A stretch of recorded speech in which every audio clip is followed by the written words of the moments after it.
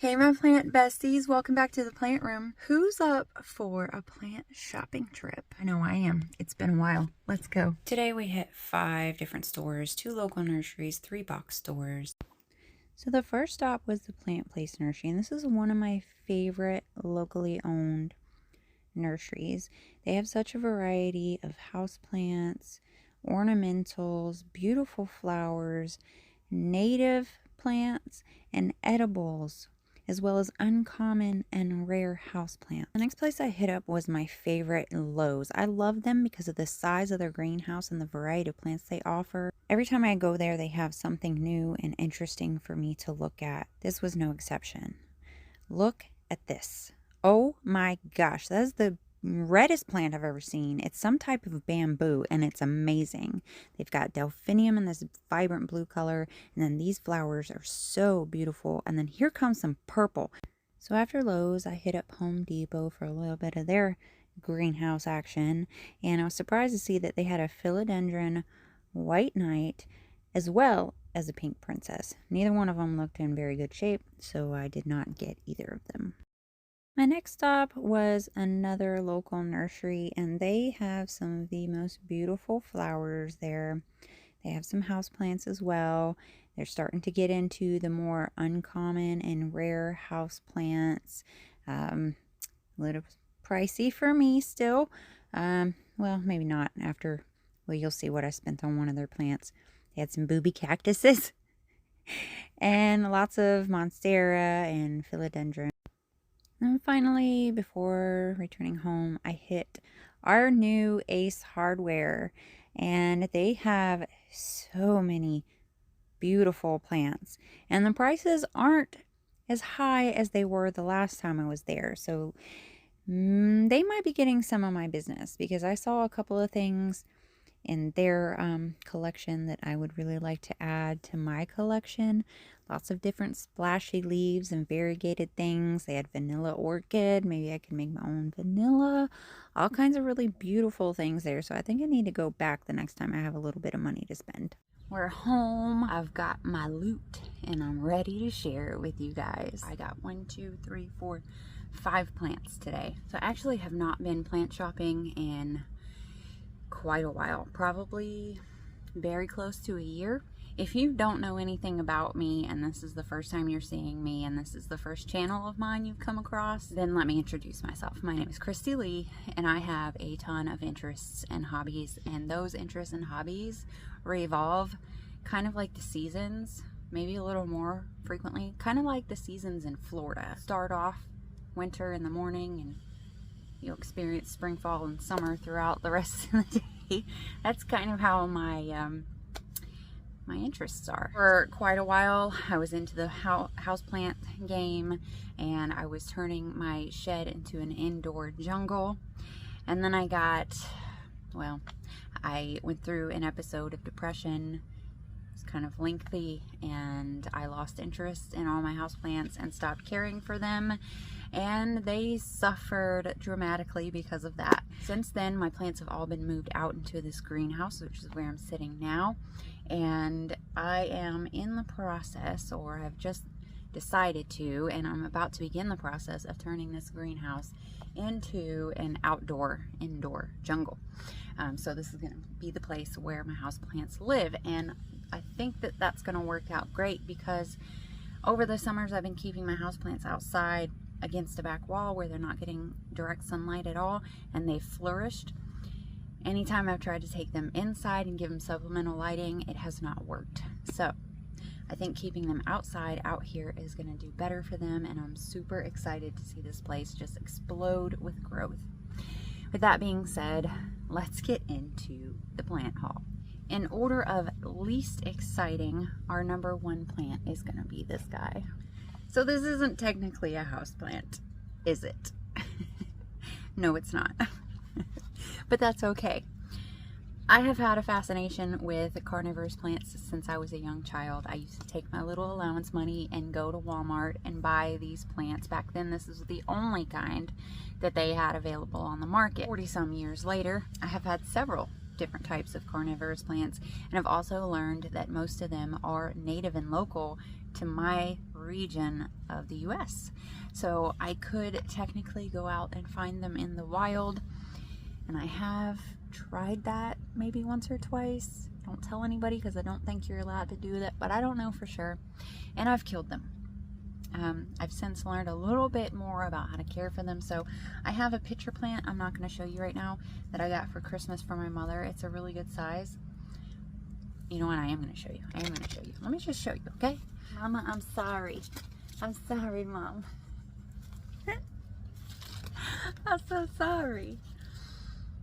So this greenhouse is also new. I live in Florida, so I thought my plants would be okay in a greenhouse over the winter without any supplemental heating, and I was wrong. So this is my pitcher plant, my lovely pitcher plant that, well, it got frozen, and it's starting to come back. It'll be okay, I hope. But this is another carnivorous plant, and a beautiful one when it's healthy. This is the kind that I am most familiar with, and I can't tell you how many times I have stuck my finger or other objects in their little mouths just to see them do their thing, only to kill them by doing that. You're not supposed to do that, so I'm not going to with this one. So the reason I got this is I haven't decided yet, but it can either go in my terrarium, which is still inside the shed, and I'm thinking about moving it out here. I think it'll probably do better out here. I just gotta, it's heavy. It's a huge tank. You may be able to see it if you look back at my old videos. I thought about maybe putting this in there to help with bugs, but I do have frogs and lizards that have found their way into the terrarium. It's not sealed completely, and they do a really great job of pest control. So I was thinking of just keeping this out here in the greenhouse, and along with the other lizards and frogs that are out here, it could just help with pest control. But other than that, it's just flipping cool, okay? Little shop of horrors. I didn't think these things were real, but they are, and they're cool. And this package actually says you can keep it in here, keep the plant in here, and it actually helps protect them, and they get everything they need. So that's plant number one. Okay, who's gonna be next? So I've got two pothos here. Neither one have I ever seen before. I have a thing for pothos. I've collected pothos since I was a child, and it's kind of a personal goal to have every kind of pothos that there is. Most of mine are doing horribly. I've got the Cebu Blue, I've got the Baltic, I've got the Lemon Lime, the Cordatum. I've got every, well, I'm not going to say every pothos because I swear they're just coming out with more and more every single year, and that's great. I love it. Go with this one first. Got this guy from a box store, and I got this guy from a box store. Any of you recognize this plant? Because when I first saw it, I thought that it was Aglaonema. Aglaonema? Yeah, that's what I thought it was. Because I've had an Aglaonema that had this exact same leaf shape and a very similar pattern. But it's not. It is, I don't even know how to say this correctly, but the tag says Silver Streak Pothos. If I can get that on camera, maybe. There we go. So it's a pothos, which means it's going to vine and it's going to reproduce readily. Truly, it's not that exciting of a plant to me. I'm really into flashier foliage and things like that these days, but the fact that this will become a hanging plant is very exciting, and it's already got a little pup coming off of it. I mean, it's several plants in here, but let's just see if we can get a close-up of the leaf pattern. It's very pretty, and it came in this self-wicking pot. We'll see how long it actually stays in there. Yeah, that's pretty cool. Okay, this next one is also a pothos, and I got this from a local nursery, one of my absolutely favorite local nurseries. It's called The Plant Place. You guys have seen that clip. And they usually have a lot of really awesome plants at really great prices. I saw this one, and it looks a little bit like the Baltic Blue, but also a little different. It is a skeleton key pothos. I bought it for 15 bucks. And I was talking to the lady up at the cash register and told her that I'm sort of a collector of pothos, but I had no idea what this one was. And she grabbed this leaf and she said, well, that's pretty much what you're gonna get. So if you start seeing that, don't freak out thinking that something's eating your leaves. That's exactly what it's supposed to look like. So it's the skeleton key pothos. I think that's pretty cool. I wonder if they striate, because I've learned that a lot of pothos striate as they mature.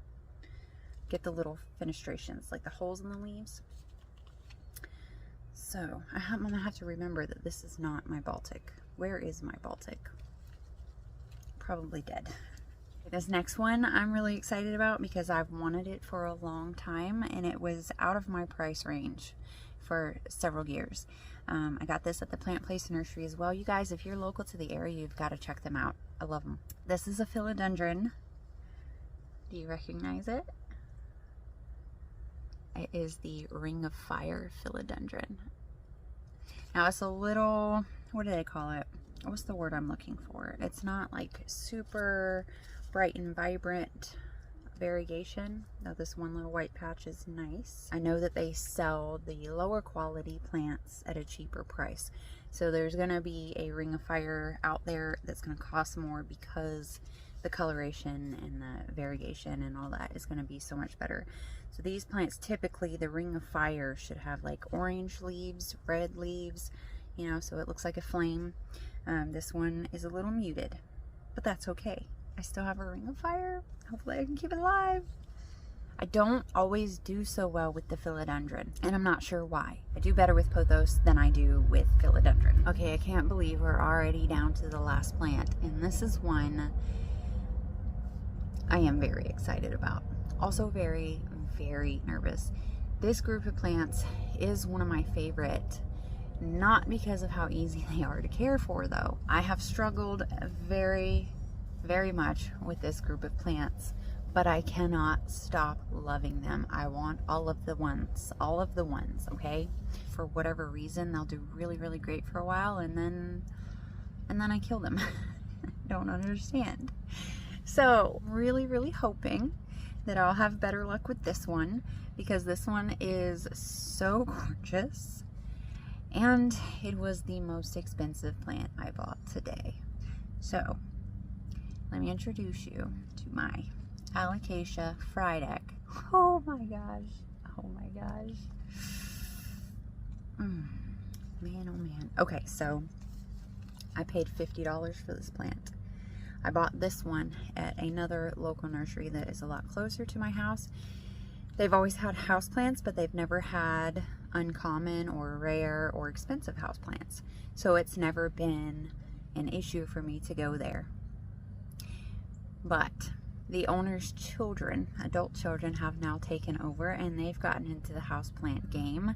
And so they have brought in a ton of really cool houseplants. And you guys will see some of the clips I took while I was there, and the price tags on some of those. Things that I probably will never buy, just because I don't want to spend that kind of money. And I can't believe I spent $50 on a little tiny 4-inch pot of a plant that I'm probably gonna kill.